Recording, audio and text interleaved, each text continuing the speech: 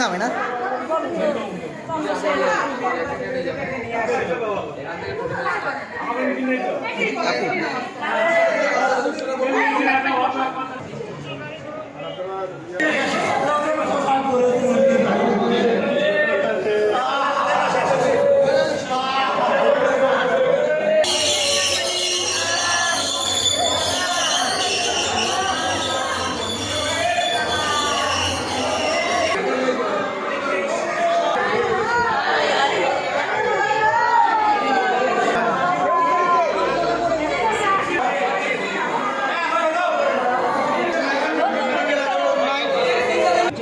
চেষ্টার কোনো অভাব ছিল না, কারণ আমরা যখনই খবর পেয়েছি তখনই অতিরিক্ত জনগণকে আমরা একত্রিত করেছি। আমাদের চিকিৎসক, নার্স এবং অন্যান্য স্বাস্থ্য সকলেই ঝাঁপিয়ে পড়েছে। মিলেই নির্ধারণ বিশ্ব শোকাবহ যে আমি সমস্ত দেশবাসীর প্রতি, বিশ্ববাসীর প্রতি অনুরোধ জানাবো, নিবেদন জানাবো, এই শোকাহত পরিবারের প্রতি সবাই একবারের জন্য সবাই প্রার্থনা করবো। আমরা বিগত দিনের ঘটনা যেমনি ঘটেছে, আগামী দিনের ঘটনা না ঘটে, দায়িত্বহীনতা যেন না করি, এই দিকে আমরা সচেষ্ট থাকি। রথযাত্রায় আমিও অংশগ্রহণ করেছিলাম। আমরা কিন্তু সামনের ভাগে ছিলাম, হঠাৎ করে কিছু ধোঁয়া দেখতে পাই।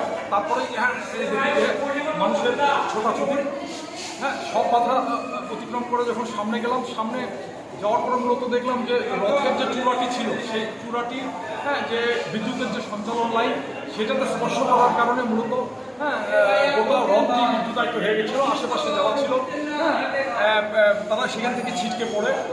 এখন পর্যন্ত পাঁচজনের মৃত্যু নিশ্চিত হয়েছে।